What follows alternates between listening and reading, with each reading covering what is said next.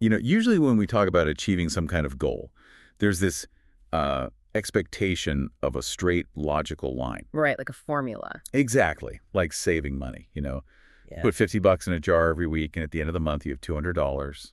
It's clean. It's just math. And we expect that same clean math when we try to change our bodies. Right. But then you step into the world of dieting, Mhm. and it's like you eat a salad, you hit the gym, you step on the scale, and somehow you've gained 2 pounds. Which is incredibly frustrating. It's maddening. We're looking at a landscape that is honestly just full of muddy waters. And I think, that lack of predictability is exactly what leaves people feeling like their own biology is actively working against them. Right. Feel like you're doing all the quote unquote right things, but the system just isn't responding the way the math says it should. Which is exactly what we are unpacking today. Welcome to another deep dive. We've got our hands on this genuinely fascinating video transcript from a specialized training and nutrition academy, and I have to tell you, it completely dismantles that toxic, quick-fix mentality of modern diet culture. It really does. It's a total paradigm shift. Okay, let's unpack this. Our mission today is to look at the absolute baseline physics of weight loss, specifically the principle of energy balance. Which is so crucial for beginners who are just, struggling to get past all those common weight loss myths. Exactly. By the end of this deep dive, you, the listener, are going to understand exactly why your past diets might have failed. And more importantly, why it wasn't a lack of willpower, but a fundamental misunderstanding of your own engine. Right, the biological engine. So right out of the gate, we basically have to completely unlearn our definition of success, don't we? Yeah, we do. It's a vital reset for anyone listening. I mean, most of the fitness industry operates on this timeline of panic. Timeline of panic. I like that phrase. Yeah. It's always about, how fast can you lose the weight? 30 days, 10 Yeah. days. But evaluating a diet by how fast the scale drops is honestly a massive biological trap. It reminds me of evaluating a runner by asking them to sprint a full marathon. Like, sure, they might cover the first mile in record time, but it's physically inevitable that they're going to just collapse. That is a brilliant way to frame it because the Mhm. physiological tension is just way too high to sustain. Right. What's fascinating in the source here is how the body actually interprets rapid weight loss. Unless you're dealing with a severe medically significant case where, dropping weight incredibly fast is required for immediate A survival. medical emergency? Exactly. Outside of that, dropping weight that fast is perceived by your nervous system as a literal threat. You are essentially simulating a famine. Wow. A famine. Yeah. And the body's natural evolutionary response to a sudden, drastic loss of mass is to panic. It alters your hormone levels and tries to regain that fat as quickly as possible the second food becomes available again. So, if we shouldn't measure our success by the sheer speed of the scale dropping, which, let's face it, is like the only compass most of us have ever used, what are the actual metrics we should be looking at? Well, we really have to look at longevity and physiological harmony. The data we're analyzing points to 3 core indicators of a truly successful approach. Okay, what's the first one? The first and honestly the most critical is sustainability. So the question you have to ask yourself isn't, can I do this for 6 weeks? Right. It's, can I eat this way for the rest of my life without feeling like I'm in a cage? The rest of my life. I mean, that is a radically different metric than just, until beach season. But it's the only metric that prevents that awful yo-yo effect. Hmm. If your dietary approach is a temporary prison sentence, then by definition, the moment you are free, you revert right back to the baseline behaviors that caused the initial weight gain. That makes total sense. So the goal is for the behavior to feel basically completely frictionless. Frictionless consistency, yes. So instead of a massive sudden overhaul, we're looking at a longer runway, Right. which I assume connects to the actual speed of the results we should expect. Exactly. And this leads to the second indicator, which is gradual mapped out progress. Achieving the aesthetic or health goal steadily over a much longer timeline. So a slow slope downwards. Right, because that slow slope prevents that biological panic response we just discussed. It gives your metabolism time to adapt to its new size without, triggering all the starvation alarms. So slow and steady actually wins the metabolic race. That's it. And I imagine that impacts how you actually feel on a day-to-day basis too, Uh, because usually you feel terrible when you're crash dieting. Oh, absolutely terrible. Which brings us to the ultimate litmus test, your physical and mental performance. A diet aligned with your biology should make you feel light, active, and cognitively sharp. Not miserable and exhausted. Exactly. The Academy asks a very pointed question here. How many times have you put yourself through absolute misery, fighting through brain fog and exhaustion just to drop 5 pounds? Just to gain 10 back. Right. Because the method was completely unsustainable. Exactly. It really flips the script. If you are feeling heavy, irritable, and starving, you aren't grinding or being disciplined. You're actually failing the performance metric. You're just feeding the physiological tension. But this brings up a huge question for me. Okay. If speed and misery aren't the goals, what actually moves the needle on the scale? Yeah. Because we're constantly bombarded with this idea of eating clean. Like, does eating clean automatically equate to weight loss? This is where we have to separate two concepts that are constantly conflated: health and weight loss. Okay. The material we're reviewing details an incredibly revealing experiment conducted by a nutrition professor. He wanted to prove a point to his students about the strict mechanics of energy. Oh, right. The junk food professor. This was wild to read. Yes, it really was. So he conducted an experiment on himself where his diet consisted entirely of highly processed, nutrient-void junk food, fast food, snack cakes, you name it. Basically everything we're told not to eat. Right, but, and this is the hinge of the entire experiment, he strictly limited the quantity of that food so that it mathematically matched a caloric deficit for his body. Okay, here's where it gets really interesting. Are you saying we can literally eat absolute garbage as long as we limit the portions and still shrink? From a purely thermodynamic standpoint, yes. He lost weight steadily. The scale went down exactly as the math predicted. Okay, but there has to be a catch. I'm assuming his doctor wasn't exactly thrilled with this approach. Oh, it was a physiological disaster. While his overall mass decreased, his internal health markers absolutely plummeted into dangerous territory. Wow. What happened? His cumulative blood sugar, the A1C, skyrocketed. His lipid profile, his cholesterol went through the roof, and his liver was under immense strain just trying to process all the synthetic fats and sugars. So he got thinner, but he got significantly sicker. Exactly. And this highlights the core scientific rule we really have to understand: quantity versus quality. Break that down for us. The quantity of food you consume strictly dictates whether your body mass goes up or down. It's an unavoidable equation of energy. But the quality of the food dictates your organ function, your hormonal balance, and your overall health. I want to make sure we're drawing the right conclusion here. If I focus purely on quantity and just eat tiny portions of candy, I might lose weight, but I'll ruin my internal organs. Yes. But on the flip side, what if I only focus on quality? Say I eat nothing but wild-caught salmon, avocados, almonds, and extra virgin olive oil. The cleanest diet imaginable. But I eat huge quantities of them. You will gain weight, absolutely, because the total energy intake exceeds what your body is using. Right. There's no specific food that magically induces weight loss, and no single food that magically causes weight gain. The lever that actually moves the scale is quantity. Okay, so what does this all mean for our daily lives? We obviously want our organs to function well, but we also want to live. I mean, we don't want to exist in a state where we can never have a slice of pizza with our friends. Right. Of course not. Especially if we are aiming for that frictionless, lifelong sustainability we talked about earlier. Right, so how do we do it? To balance the physics of weight loss with the psychology of being human, the recommendation is a structured 80-20 approach. Walk us through how that actually looks in practice. Sure.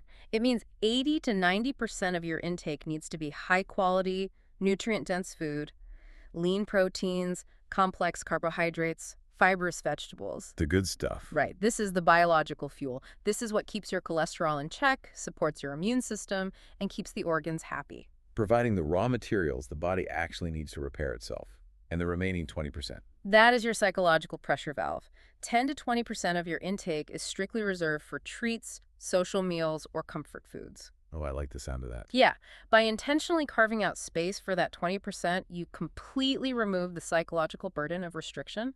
It prevents that awful pendulum swing where someone eats perfectly for 6 days, feels completely deprived, and then just binges on a Sunday. It's essentially harm reduction for our willpower.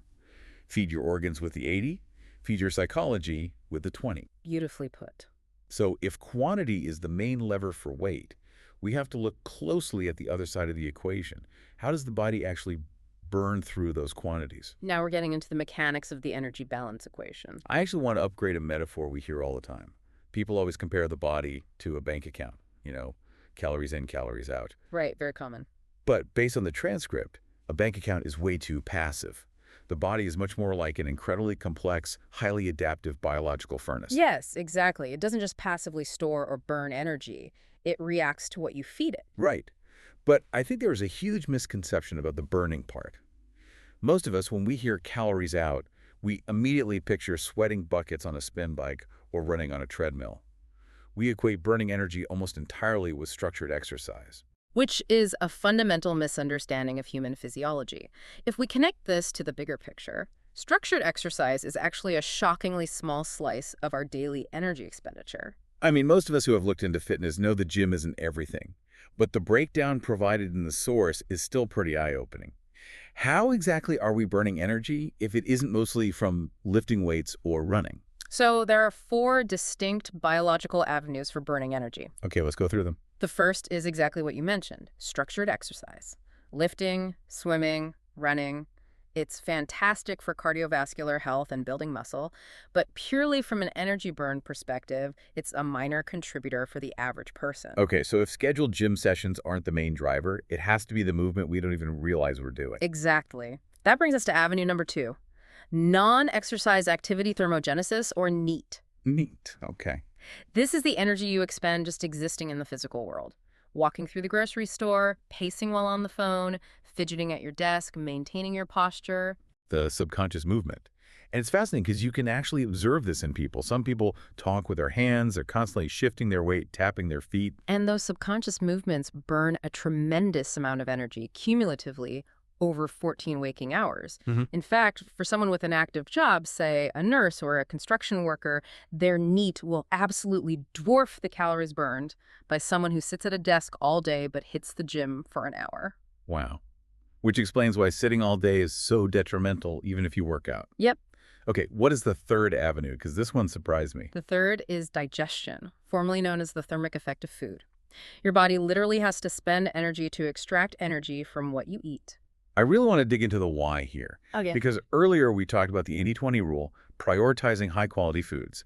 Does the type of food actually change how much energy we burn digesting it? Profoundly. Think about the molecular structure of what you're eating. If you eat a piece of lean steak or broccoli, those are complex structures. Yeah. The proteins have intricate molecular bonds. Right, they aren't easy to break down. Exactly. Your body has to produce specific enzymes, churn the stomach heavily, and actively work to break those complex chains apart to use them. Huh. That internal mechanical and chemical work burns calories. Whereas if I eat like a handful of processed gummy bears, The gummy bears are simple sugars. They are essentially pre-digested.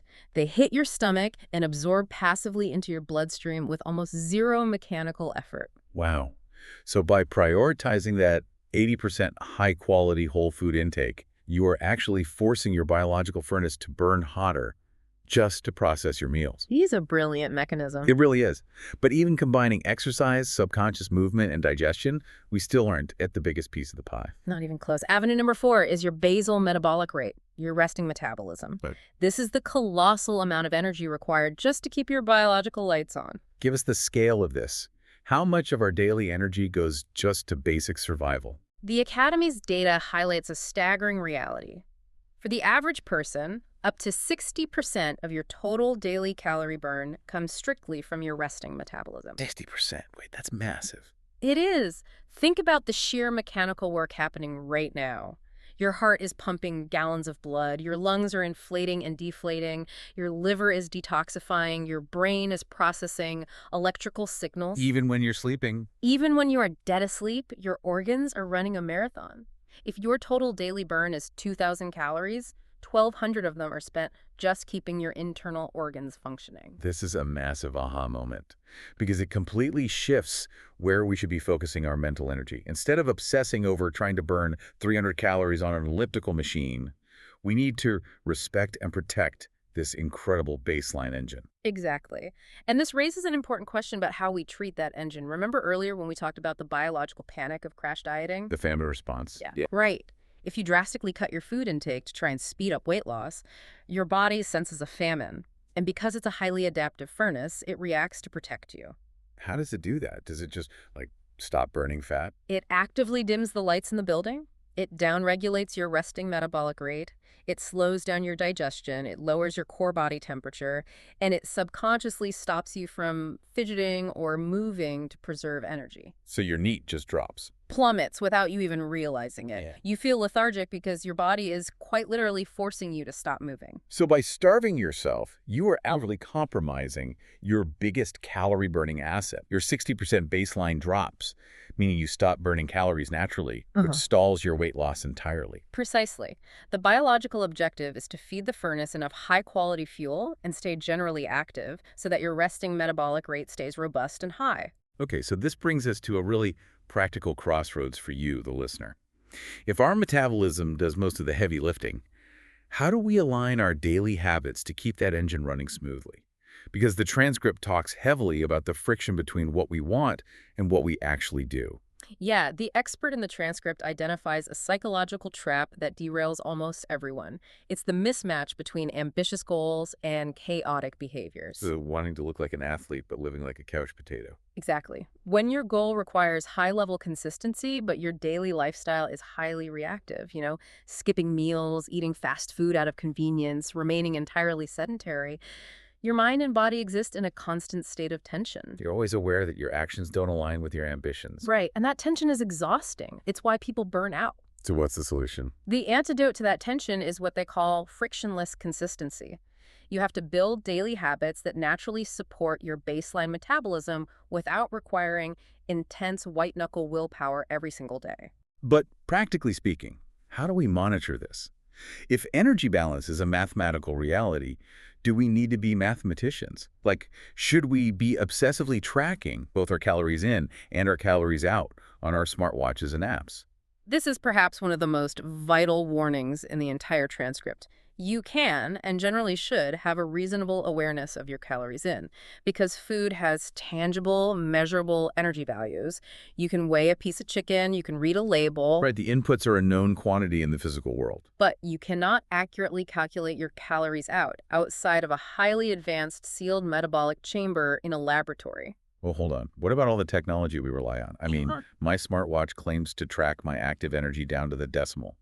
When I finish a run on the treadmill at the gym, the screen gives me a very specific, congratulatory number of calories burned. The source material specifically targets those treadmill and elliptical calorie counters. It states outright, if you walk on a treadmill for an hour and the digital readout tells you that you burn 800 calories, that number is a mathematical fiction. A fiction. Wait, why is it so inaccurate? It knows my weight. I typed it in. Because the machine's algorithm is entirely generic. That machine does not know your specific resting metabolic rate. It doesn't know your muscle density. It doesn't know your genetics. Oh, wow. And most importantly, it doesn't know how mechanically efficient your body is at that specific movement. As you get better at running, your body actually uses less energy to perform the same run. Because the biological furnace adapts to become more efficient. Exactly. The machine doesn't account for any of that. It uses a generalized formula designed to overestimate the burn, primarily because seeing a high number makes the user feel a sense of accomplishment. Oh, that is incredibly dangerous. Because I know exactly what happens next. The psychological trap of compensatory eating. Yes. Someone looks at that treadmill screen, sees they, quote-unquote, burned 800 calories, and thinks, great, I've earned a massive burger and fries. I'm just breaking even. Yes, the eating back of calories. When in reality, due to their metabolic efficiency and lower muscle mass, they might have only burned 250 calories. They go eat an 800-calorie meal, and suddenly they are in a massive caloric surplus, gaining weight while genuinely believing they're in a deficit. That completely shatters the energy balance equation. And it explains why so many people feel like they're working so hard but moving backward. Exactly. The goal isn't to obsess over machines or try to outmath your biology.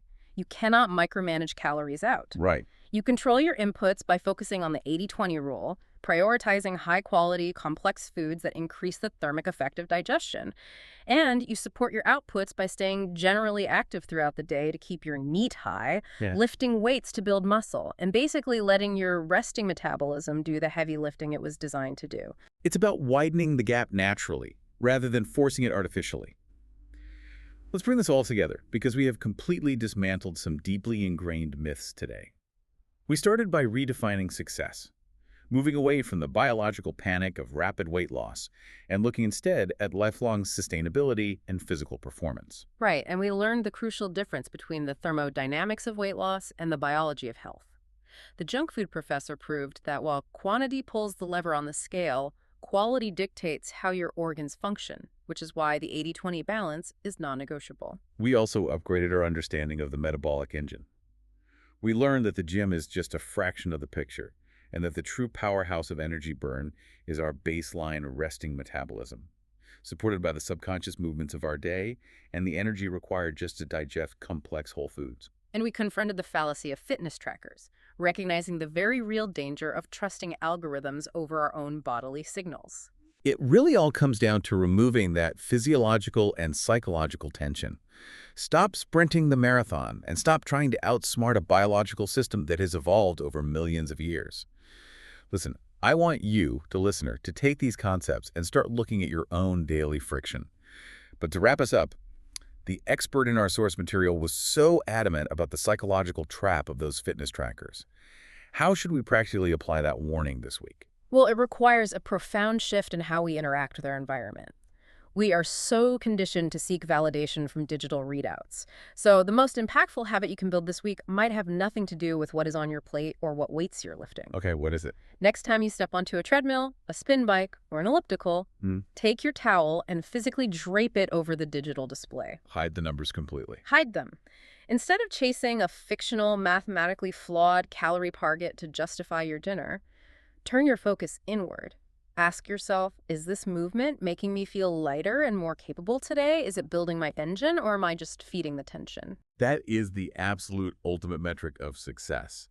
Thank you for joining us on this deep dive. Keep questioning the algorithms, start listening to your own engine, and we will catch you on the next one.